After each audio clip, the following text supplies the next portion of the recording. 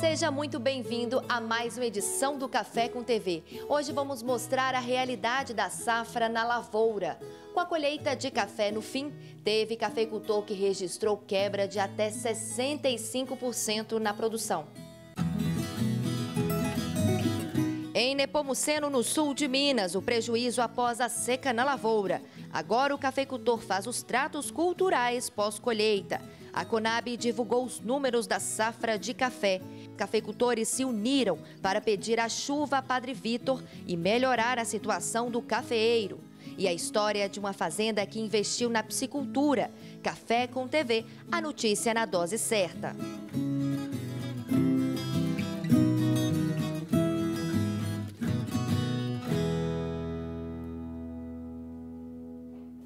A gente abre a edição de hoje mostrando a realidade da safra na lavoura. A nossa equipe visitou uma propriedade em Nepomuceno, aqui no sul de Minas. O cafeicultor conta que a quebra foi de 65%. Agora, ele faz os tratos culturais após a colheita. A fazenda de João Lincoln é mais uma das vítimas da seca. Até a lavoura, que foi esqueletada no ano passado, sofreu com a falta d'água. O produtor, em junho, fez o mesmo processo e esqueletou este ano cerca de 30 hectares de café. Logo que possível, final de maio e junho, que a gente começou a colher o café, e em seguida a gente já vai fazendo os tratos necessários. O esqueletamento começou, ele foi acompanhando a colheita, né? Antes do final da colheita, o produtor fez a análise de solo e assim que a colheita terminou, logo em meados de agosto, João entrou com calcário e gesso na lavoura para corrigir algumas deficiências. Todo ano a gente faz, assim, março, abril, maio, a gente faz a análise de solo para ver a demanda, a necessidade do solo. E a gente procura suprir essas necessidades. A lavoura, um pouco mais vigorosa, tem um motivo. De acordo com João, ele faz há alguns anos o uso de esterco de galinha no cafezal e conta que com essa adubação orgânica ele vem enxergando resultados. O orgânico é fundamental, esterco de galinha e também esterco de gado. E eu procuro jogar pelo menos ano sim, ano não, sabe? Eu acho que surte um efeito muito positivo. Você vê assim, a lavoura fica com mais vigor e segura mais umidade no solo. Você está jogando sempre quando termina a colheita? Sempre. Terminou a colheita. Esse ano ainda terminamos mais cedo, então terminamos os trabalhos mais cedo. A lavoura de João está esperando a chuva, tão sonhada pelos produtores. O produtor usa um composto químico em uma adubação foliar, que ajuda a reter os frutos e, consequentemente, a expectativa é aumentar a produtividade. Associado aos micronutrientes, que são as adubações foliares, a gente acrescenta aminoácidos e alguns hormônios, todos eles fisiológicos. E, assim, ele ajuda muito. Mas quem realmente, assim, define, quem garante tudo é o senhor do destino, que é o tempo. Ainda de acordo com João Lincoln, os últimos 4 anos, antes da seca e da geada, a média aqui da lavoura era de 37 sacas por hectare. Para a gente fazer um comparativo, neste ano ele colheu 16 sacas por hectare, 35% do que ele estava esperando. Uma quebra difícil de ser superada. Então a quebra aqui foi muito grande. Eu acho que talvez a minha tenha sido maior, mas no sul de Minas, de uma maneira geral, ou mesmo Cerrado, os efeitos da seca e da geada foram muito severos. A expectativa para a próxima safra, já dá para ter uma esperança maior? A expectativa seria boa, mas o que está acontecendo? O clima está repetindo o mesmo ciclo do ano passado. Então, se vier da mesma maneira, assim, a frustração vai ser grande. E aí, mesmo as lavouras estando preparadas para produzir uma florada, se não houver chuva, umidade suficiente, elas não vão vingar. E a previsão de safra reduzida foi confirmada por uma importante consultoria de café. Veja. Segundo a consultoria, houve muita dificuldade em divulgar os números desta safra após a seca, geada, floradas seguidas de abortamentos e corte de chuva. A consultoria ainda apontou que em agosto já havia indicado que a colheita no Brasil havia ficado abaixo do esperado. A projeção da colheita de grãos arábica foi revisada para 35 milhões de sacas, contra 38 milhões previstas no começo da colheita. Regiões como o sul de Minas e Mogiana sofreram com o frio e a seca, mas a situação ficou mais crítica no Cerrado. Na contramão, a produção de conilon ficou acima da esperada inicialmente, sendo ajustada para 23 milhões de sacas. A Cochupé, maior cooperativa de cafeicultores do Brasil e também a principal exportadora, afirmou que suas exportações devem recuar no primeiro semestre de 2023. Lúcio Caldeira traz a análise do mercado de café. Veja na palavra do especialista.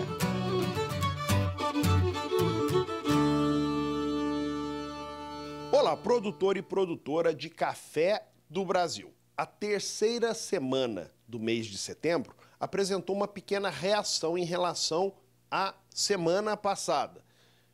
Os preços em Nova York, vencimento dezembro, subiram 400 pontos, passando de 218 para 222 centavos de dólar por libra-peso. Isso significou um aumento de R$ 1.277 para R$ 1.286 da semana passada para essa semana. O dólar caiu de 5,20 para 5,16. A alta no café aconteceu mesmo com as chuvas que caíram durante a semana nas regiões cafeeiras. Assim, o preço fica acima de 220 centavos de dólar por libra-peso, que trabalha como um suporte importante para o mercado. Porém, o dólar abaixo de 5,20 é um fator que pesa negativamente sobre os preços, que desse modo não conseguiram voltar ao patamar acima de R$ 1.300, situação que aconteceu nas duas últimas semanas de agosto e primeira semana de setembro. Nas próximas semanas, o mercado fica de olho nas chuvas, que devem fazer o mercado subir um pouco ou cair um pouco, dependendo de volume. Enfim, é isso. Mais uma vez, obrigado. Semana que vem tem mais.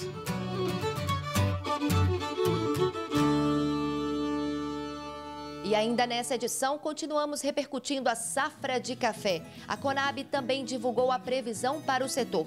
E veja também, Conselho Nacional de Café tranquiliza produtores sobre sanções europeias ao grão. A gente volta já, não saia daí.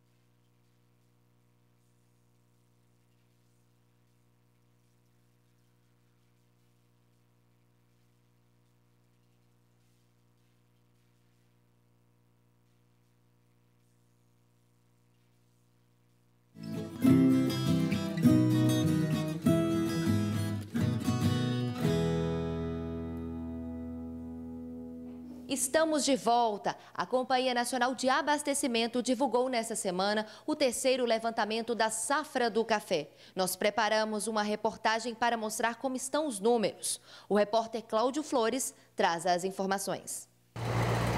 Segundo a Conab, Companhia Nacional de Abastecimento, o Brasil deve fechar o ano com 50.380.000 sacas de café de 60 quilos. Para o café arábica, são esperadas 32.400.000 sacas de café. Já para o café robusto, o conilon, o país deve colher cerca de 18 milhões de sacas. A produtividade média foi estimada em 27,4 sacas por hectare, 3,7% a mais ao da safra passada, ano de bienalidade negativa. e 22% inferior na safra 2020, ano de safra alta, o que representa uma quebra de quase 13 milhões de sacas, quando a Conab registrou em 2020 uma colheita de 63 milhões de sacas. Ainda segundo a Conab, a variedade arábica sofreu os efeitos da seca e geadas no ano passado, que limitaram o potencial de colheita este ano. A redução só não foi ainda maior porque a Conab elevou a previsão para a safra de grãos canéforas, produzidos principalmente nos estados do Espírito Santo e Rondônia. No início do mês, o Café com TV já havia anunciado a quebra, quando representantes de várias cooperativas de café do estado se reuniram em Varginha para debater o assunto. A Cocamig tem uma estatística muito robusta, muito forte, muito boa de todos os recebimentos das cooperativas. E aponta aí hoje para uma quebra de em torno de 53% em relação a 2020. Veja bem, não da projeção, mas do que nós recebemos em 2020.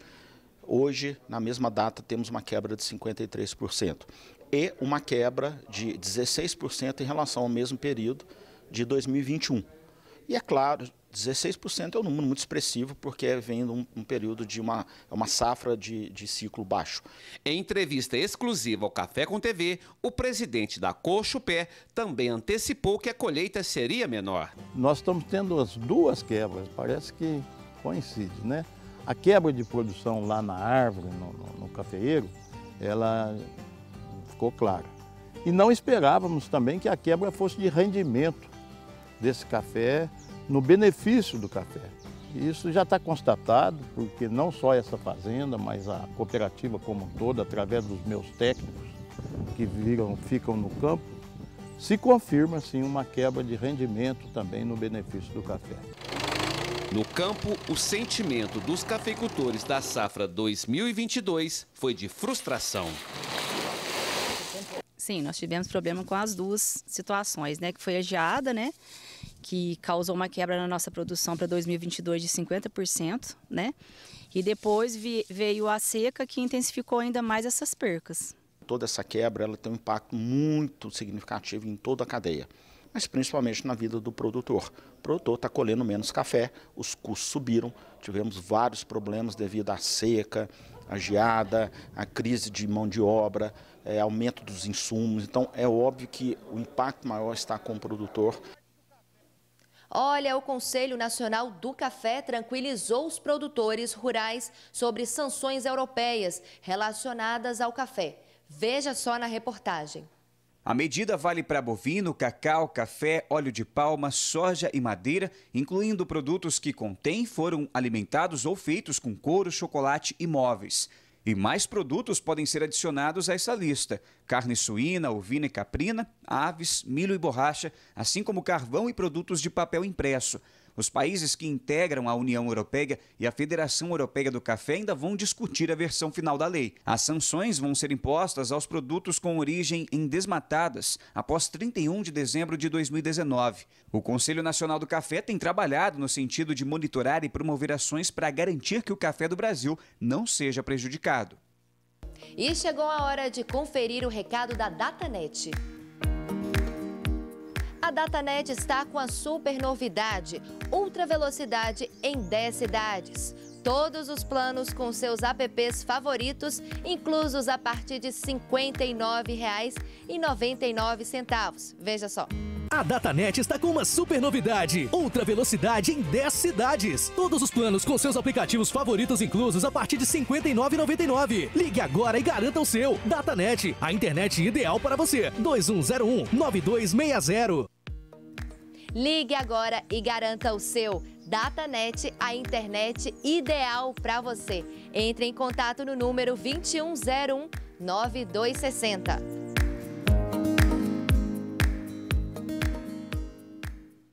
E a seguir vamos falar sobre os rumos do consumo global do café. A gente volta já.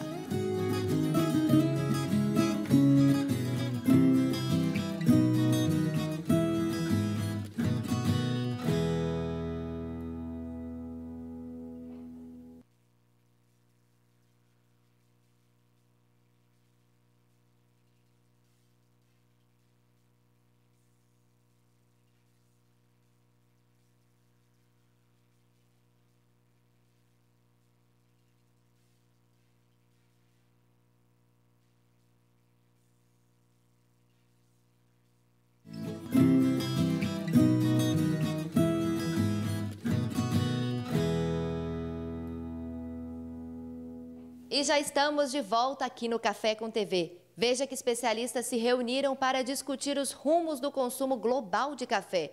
E a gente atualiza você sobre as discussões sobre esse tema. Veja só na reportagem. Fonte de energia, o cafezinho faz parte do dia a dia de muita gente. Dá um ânimo, um potencial na vida da gente, anima o dia. O café é muito bom.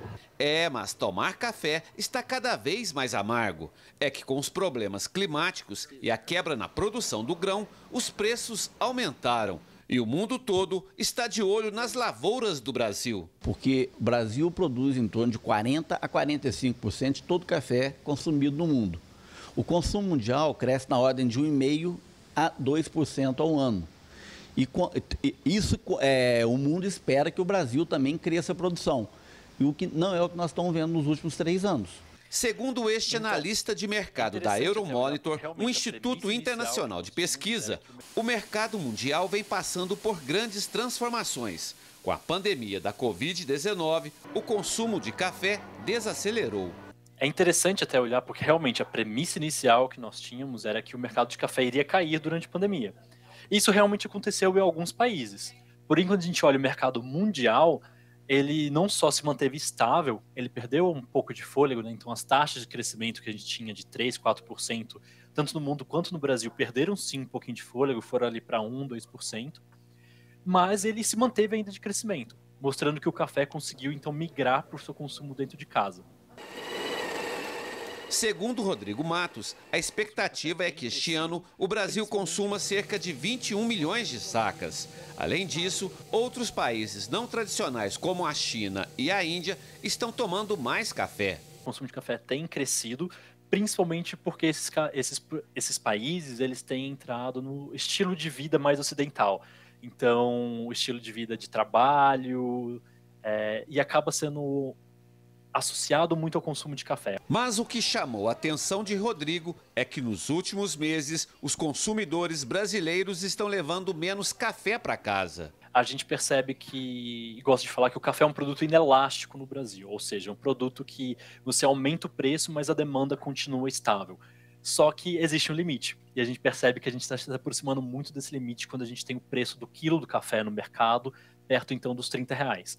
A gente percebe que os consumidores então começam a se comportar de forma a diminuir o ticket médio de compra. Então antes eles compravam 2, 3 pacotes, agora eles estão diminuindo um pacote. Então de 2 pacotes indo para 1, de 3 pacotes indo para 2. Ainda de acordo com o analista, este comportamento também está acontecendo com consumidores de vários países. Lá fora existem ainda os custos logísticos que também aumentaram bastante, a inflação da logística internacional, dos containers. Então o preço deles também aumentou. O analista de mercado acredita que se os preços continuarem subindo, outras bebidas como o chá poderão ocupar o lugar do cafezinho do dia a dia. O mercado, tanto brasileiro quanto mundial, começa a buscar alternativas para a fonte de energias. Então o próprio brasileiro aqui, a gente já percebe que os chás que tem cafeína naturalmente, como chás de guaraná, chás, mesmo o chá verde, ele tem uma certa quantidade de cafeína, ou o chá mate, que tem cafeína, tem cada vez sido mais usados para suplementar o alto preço do café. E isso também acontece no mercado exterior. Então, existe uma preocupação realmente do quanto vai conseguir aumentar o preço e continuar tendo demanda, e o quanto isso vai dar oportunidade para outros produtos que consigam atender essa demanda por energia. E a nossa equipe pegou a estrada e foi até uma fazenda na região de São Sebastião do Paraíso, no sudoeste de Minas. Vamos mostrar que na reta final da colheita, os cafeicultores estão contando com o apoio de máquinas que trazem mais agilidade e rendimento com baixa manutenção. Veja só na reportagem. Os cafeicultores estão na reta final da colheita e agora é o momento da varrição, ou seja, é hora de aumentar o lucro da safra recolhendo o café do chão e também evitando a disseminação da broca do cafeeiro na próxima safra. E hoje a nossa equipe veio até aqui, na zona rural de São Sebastião do Paraíso, na fazenda Santa Maria, onde vamos conversar com o produtor rural, o seu José Vitor, que está no finalzinho da colheita. E ele vai falar para a gente sobre as vantagens de utilizar a mecanização para a varrição do café. Rapaz, antes de ter esse maquinário da AWZ, nós sofríamos muito com a levantação do café. Depois ficava caro demais, era muito caro, atrasava o serviço. Hoje não, hoje com essas máquinas desempenha total, viu? É rapidinho a gente faz o serviço. Redução muito grande, 90%, no mínimo. Seu José gostou tanto do maquinário que adquiriu as principais recolhedoras da AWZ. Há uns 10 anos, a gafanhoto e a aranha, o conjunto. Rapaz, essas máquinas traz 100% de satisfação para nós na nossa colheita.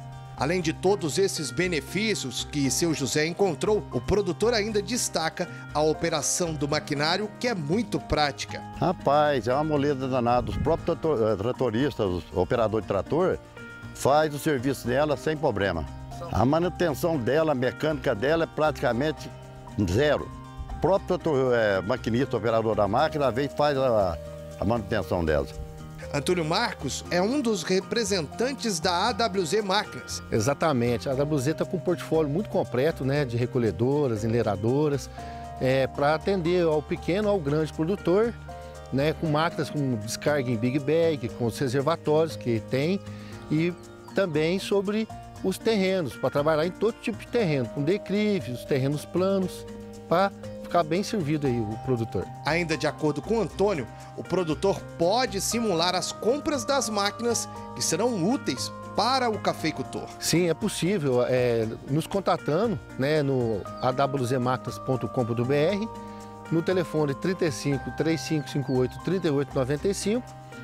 A gente pode fazer uma visita técnica para ele, para dimensionar a máquina mais exata para ele fazer uma compra personalizada. E isso é o que a gente gosta de fazer, para ele fazer uma compra exata da máquina que ele precisa. O senhor está satisfeito? 100% satisfeito com a AWZ em parte de máquina de recolhimento de café. É ótima. Atenção, produtor rural, para o recado da Casa do Adubo. Olá, produtor rural! Hoje eu gostaria de apresentar para vocês a Casa do Adubo, uma rede de lojas presente em mais de 14 estados brasileiros. São mais de 60 equipes para atender você, aqui na loja ou aí na sua fazenda. Aqui você encontra tudo o que precisa para a sua propriedade rural. A Casa do Adubo tem parcerias com grandes empresas, como Bayer, Sementes Agroceres, Adamar, Timac Agro, entre outras. Aqui na Casa do Adubo você encontra defensivos, foliares, fertilizantes, sementes, medicamentos veterinários e muito mais. Procure um de nossos representantes ou visite uma de nossas lojas. Venha tomar um cafezinho com a gente e garanta o melhor negócio.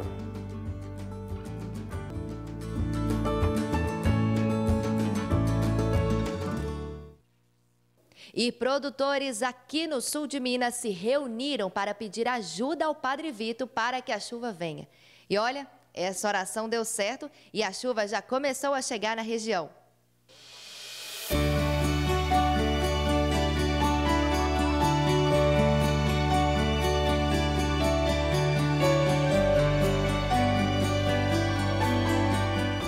Nessa época de seca, ela costuma vir de mansinho, lá do alto, e quando chega aqui embaixo, todos comemoram, principalmente quem depende da terra para sobreviver.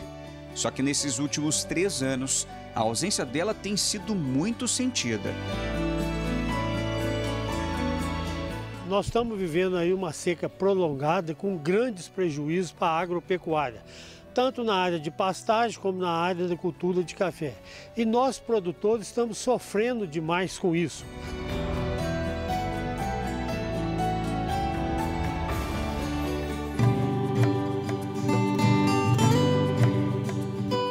Produtores da região de Três Pontas se reuniram aos pés da árvore do Beato Padre Vito para pedir a bênção da chuva. Todos, com uma garrafinha d'água, se uniram na tradição de anos para quebrar o ciclo da seca.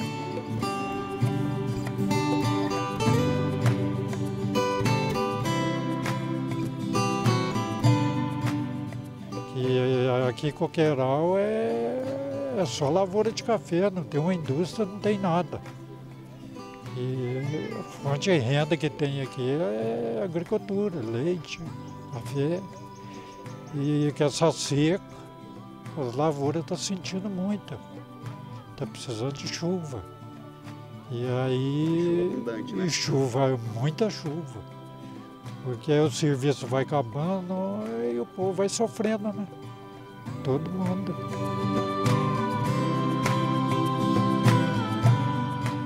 Eu vim cá com muita fé nessa árvore do Padre Vitor, tem a cruz dele aqui, com esse pessoal pedindo que o Padre Vitor interceda a nós chuva, porque nós estamos fazendo muita chuva.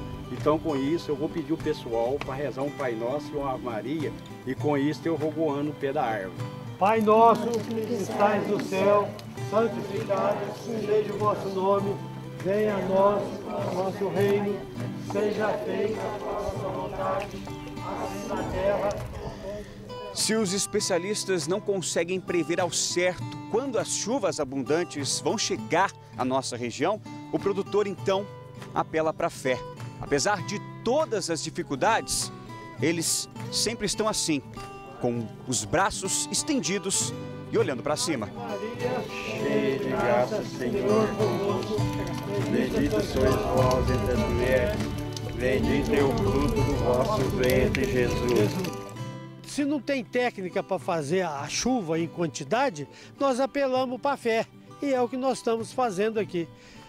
Com muita fé, rezando, fizemos uma missa aqui domingo passado, aguando a árvore onde o Beato Padre Vitor fez uma cruz, e ele tem por tradição trazer muita chuva para nós. E é o que nós estamos esperando aí para vingar a florada, a segunda e a terceira, e a gente poder quebrar esse ciclo com muita fé, pedindo para chover já essa semana.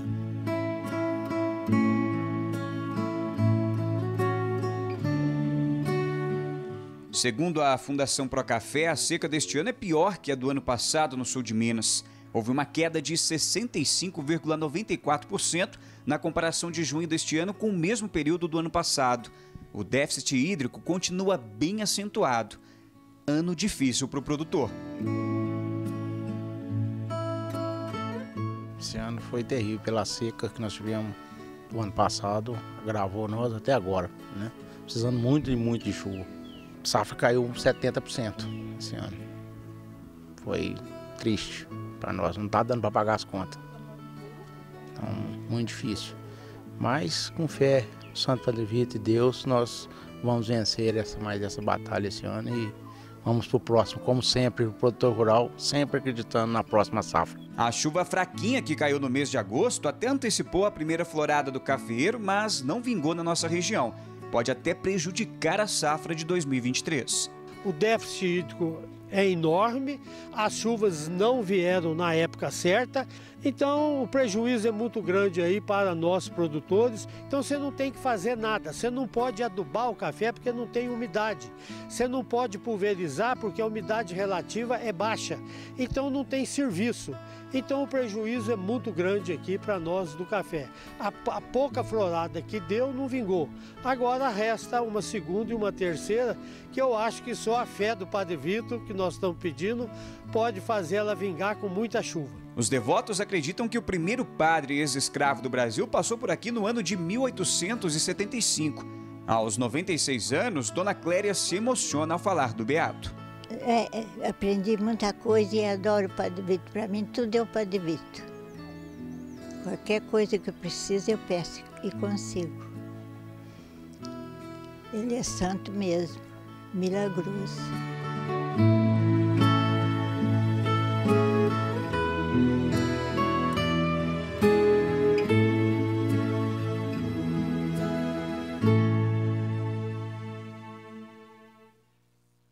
E a seguir tem consultoria para o produtor rural. Não saia daí, te espero já já.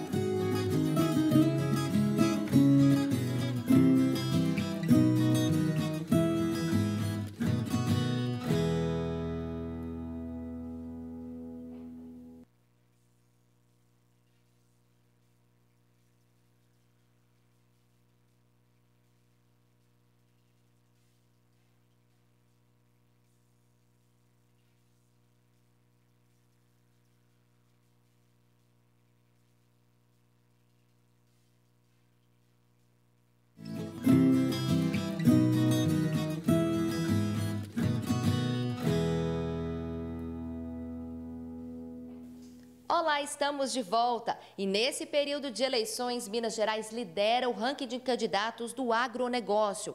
Confira. Dos 696 profissionais do setor que pediram registro de candidatura à Justiça Eleitoral, 51 têm como domicílio eleitoral o estado de Minas Gerais. Depois de Minas, o estado com mais candidatos com vínculo ao setor é o Pará, com 49 candidatos, seguidos de Rondônia, com 48, Bahia, com 45 e Paraná, com 42. De acordo com dados do Ministério da Agricultura, Pecuária e Abastecimento, o líder no país em valor bruto de produção agropecuária, o Mato Grosso, ficou fora do top 10 com profissões relacionadas ao setor nestas eleições.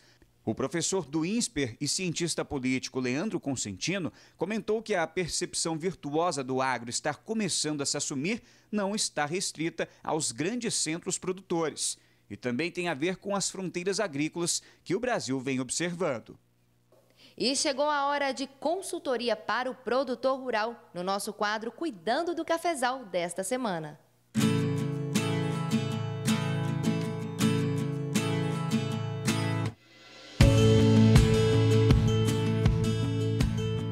A nossa equipe veio até a Fazenda Benim, que fica no município de Cruzilha, sul de Minas Gerais. Aqui, como vocês podem ver, já foi colhido o milho safrinha. E o seu Flávio, que é o produtor rural, já está se preparando para o próximo cultivo. Só que ele tem algumas dúvidas que a gente vai tentar sanar hoje aqui. Seu Flávio, quais são as dúvidas que o senhor tem? A gente tem uma pequena dúvida aqui com relação ao trigo. É lagarta de solo, né? Problema com lagarta de solo de trigo, né? Plantio de trigo e aveia. E assim, mais problemas de cigarrinha, né? Que a gente vem tendo aí com os plantios de milho, né? E quem vai ajudar a resolver o problema do seu Flávio e também do produtor e da produtora que está acompanhando aqui é o Daniel, que é desenvolvimento de mercado da Singenta. E aí, Daniel, como é que a gente pode resolver o problema dele? Bom, Cadu, primeiramente a gente tem que olhar o manejo e contextualizar ele na maneira mais certa, né? Cronológica, né? Primeiro ali na dessecação a gente poderia estar fazendo junto com a capina ali, né? Fazendo um ampligo para manejar principalmente essas lagartas que vêm estar em revoada ou que pode estar na área, né? Segundo ponto, né? Um bom tratamento de semente, né? Um tratamento de semente que seja robusto aí para manejar essas lagartas. Hoje a Singenta vem com a oferta aí de Fortenza Duo, né? Visando principalmente o controle dessas pragas, né? Que pode estar ocorrendo ali também, né? Excelente ferramenta para as espodópteras, excelente ferramenta para elasmo, né? E dá um grande diferencial aos outros demais produtos do mercado, né? E ali depois que foi feito esse tratamento de semente bastante robusto, né, Cadu? A gente tem que olhar ali e fazer o monitoramento, né? Se está havendo uma reinfestação dessas lagartas, né?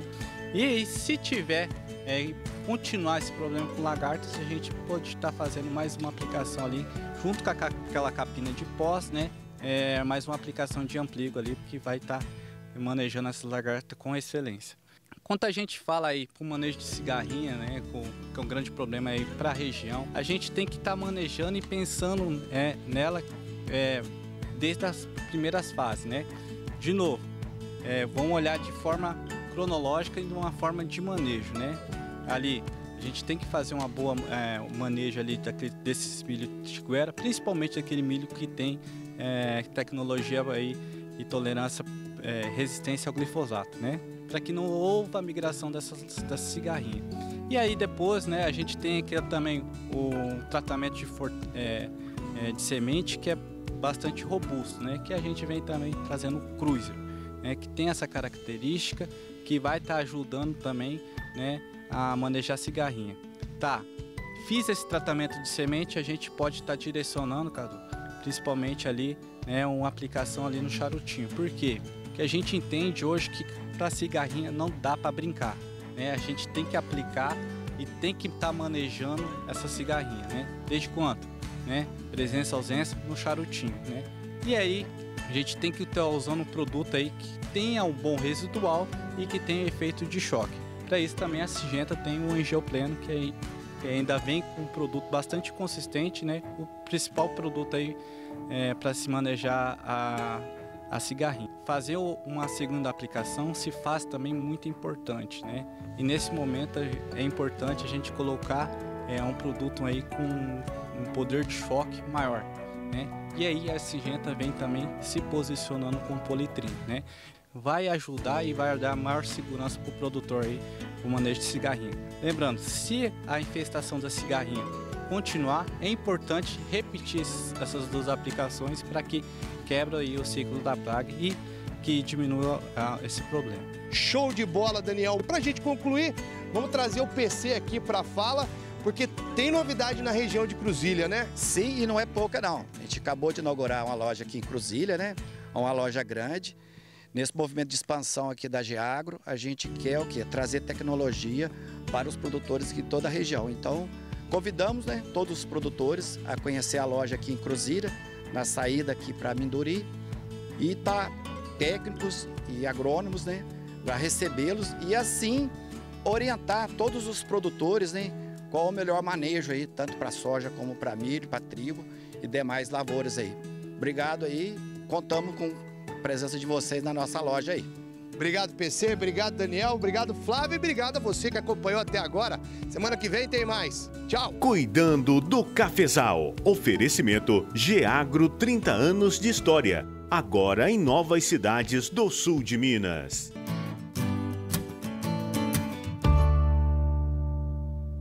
A ideia de marcas de origem como um meio para se criar diferenciação é antiga. Assim, as vodkas mais famosas são da Rússia, o uísque da Escócia e os vinhos da França.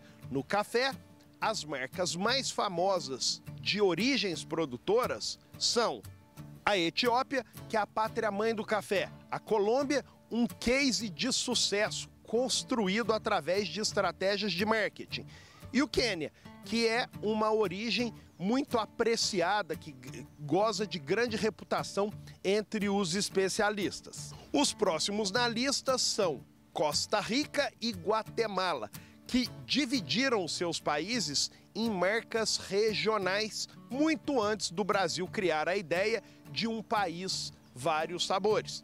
Enfim, é isso. Café com TV, porque café também é cultura.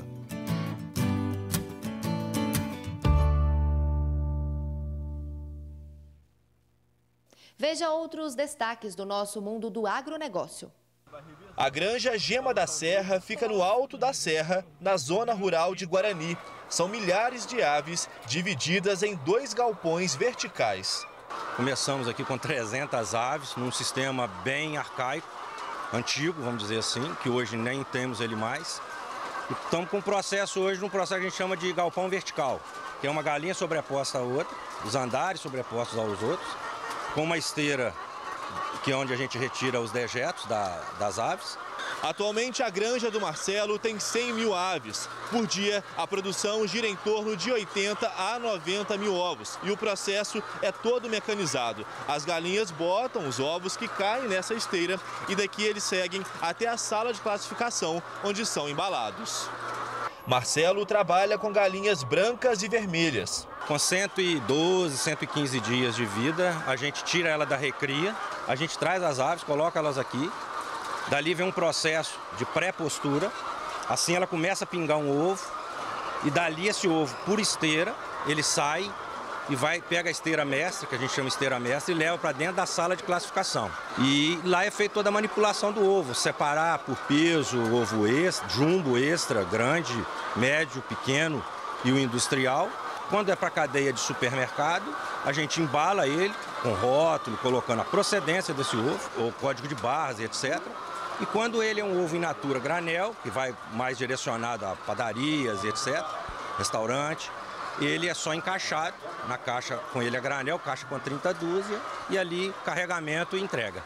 A ração para as galinhas é produzida aqui mesmo na granja para garantir a qualidade da alimentação. As aves também passam por acompanhamento veterinário. É você ter um bom alojamento de recria. São N vacinas, coriza, encefalomielite, Newcastle, bronquite, etc, etc, etc. E dentre elas, tem aí algumas salmonelas que já são na franga, na pintainha ela já vem imune, e algumas você vacina essas pintainhas, que é uma vacinação caríssima. Então, assim, é preciso de mexer com gente séria. O consumidor final, ele tem que saber que a procedência de um ovo, ela é tudo na mesa dele. O ovo, que era vilão e agora se tornou o salvador da pátria em proteína, alguma coisa do tipo, ele é muito bom e é o segundo alimento, o melhor alimento do planeta, etc. Mas se não tiver uma excelência em procedência, ele pode se tornar tudo ao contrário e te trazer grandes danos à saúde. Os ovos aqui da granja são vendidos a nível sudeste. A maior parte das vendas acontece principalmente em Minas e para cidades do Rio de Janeiro e do Espírito Santo. O avicultor tem 14 funcionários. Com o mercado voltando ao normal pós-pandemia, ele conta como o período impactou os negócios. Foi um divisor de águas. Tá? Veio um custo inimaginável, que nenhum produtor, não só de ovo, mas de toda a cadeia produtiva do agronegócio imaginava que ia atingir. O lado negativo foi que muitos amigos e companheiros saíram do ramo. E o ponto positivo foi de fazer enxergar que a coisa tem que ser tratada de forma empresarial de fato. Que a moeda tem dois lados, uma hora ela vira. Então você tem que estar muito atento a receber os momentos difíceis para saber conduzir o seu negócio quando isso acontece. Porque ninguém imaginava uma pandemia. Porque quando negócio difícil você imagina, mas a pandemia ninguém imaginou. E ela trouxe realmente um desafio muito grande. Mas graças a Deus passou e a gente está aí, vamos para os projetos futuros. Antes de trabalhar com a produção de ovos, Marcelo era caminhoneiro autônomo. Ele viu nos ovos uma oportunidade de negócio. Foi um processo louco. Primeiro que você tem que se adequar a tudo que a fiscalização te pede. Não tem como ser diferente. Eu posso te dizer que eles me ajudaram. É até engraçado isso. Mas a partir do momento que você, por si só, encara isso com respeito dentro do seu ramo, automaticamente você cresce. Hoje, eu posso te garantir, o processo do ovo é um processo bacana. E ele tem que ser feito legalmente dentro das características e das exigências sanitárias para que realmente a coisa aconteça de forma que a saúde das pessoas que está em jogo. Eu produzo alimento. E confira agora o recado do SPA Saúde para você, produtor rural.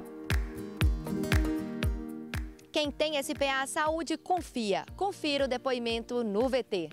O SPA Saúde está com a campanha Carência Reduzida. Não perca essa chance. Quem usa, confia. Porque ele me atende em todas as minhas necessidades, inclusive com o meu filho, que é uma criança especial. É um plano sério nos exames e autorizações. Eu indico o SPA e vocês façam com toda a segurança. Ele está junto com o produtor rural. SPA Saúde, o plano de saúde do produtor rural. Tá esperando o quê? Aproveite a carência reduzida SPA Saúde. Procure hoje mesmo sua cooperativa, associação ou sindicato e adquira o plano de saúde SPA para a família toda. E já vamos mostrar a história de uma fazenda que investiu na piscicultura e vem sendo destaque no estado. Não saia daí, já volto.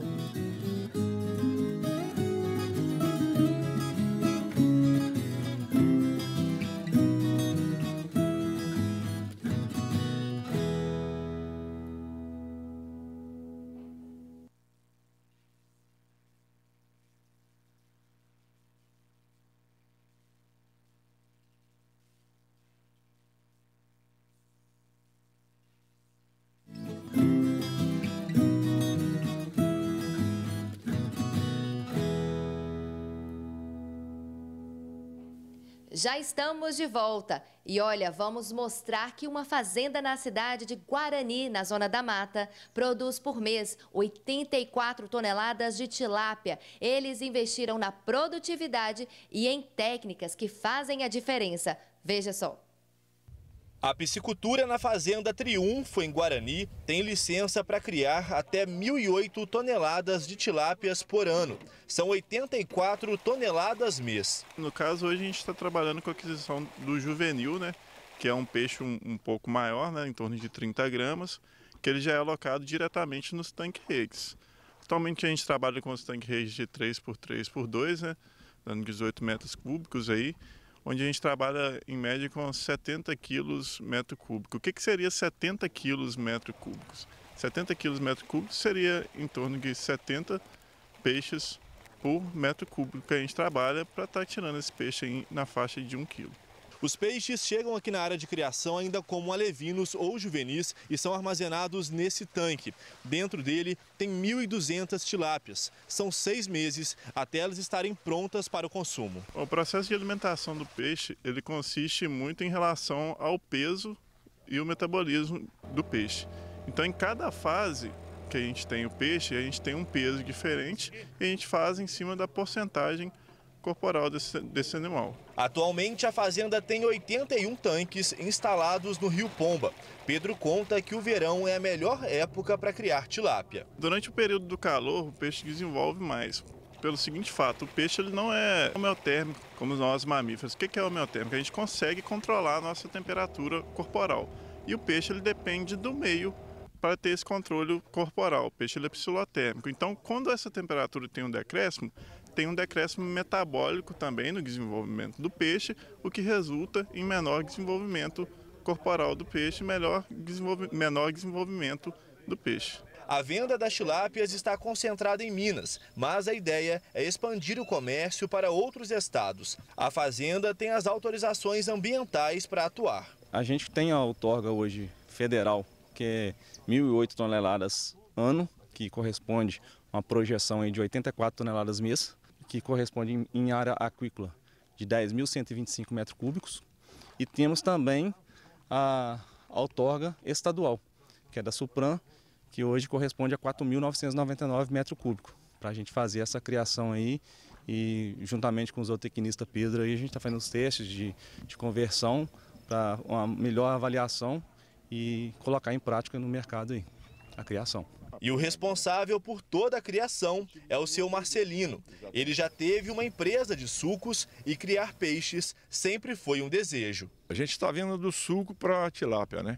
Então a ideia nossa era sempre ter esse trabalho aqui com a tilápia. Tem buscado feira, tem buscado com esse conhecimento tudo com Minas Gerais, aí, por exemplo, Morada Nova, né, de Minas, que tem esse trabalho grande, a gente tem andado muito, buscando todas essas alternativas para a gente poder criar aqui nessa represa a melhor tilápia, né? Está crescendo, está tentando fazer um trabalho aí para poder fazer esse juvenil aqui com a gente, que seria uma alternativa, né, melhor para nós. Estamos tentando fazer isso aí o melhor possível.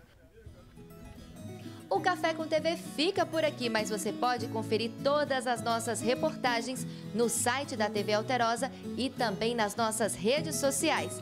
Eu tenho um encontro marcado com você na semana que vem com mais novidades do nosso mundo do agro. Tchau, tchau e até lá!